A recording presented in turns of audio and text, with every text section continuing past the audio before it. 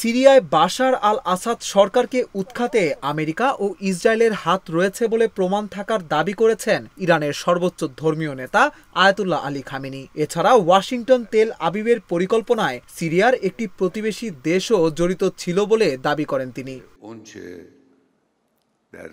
কাতার ভিত্তিক সংবাদ মাধ্যম আল জাজিরা বলছে, বুধবার তেহরানে কথা বলার সময় এসব মন্তব্য করেন আয়াতুল্লাহ আলী খামেনি। এর মধ্য দিয়ে সিরিয়ায় বাশার আল আসাদ সরকারকে উৎখাতের পর এই প্রথম এ নিয়ে মন্তব্য করলেন ইরানের সর্বোচ্চ ধর্মীয় নেতা। তবে কোন প্রতিবেশী রাষ্ট্র এতে জড়িত তা স্পষ্ট করেননি খামেনি।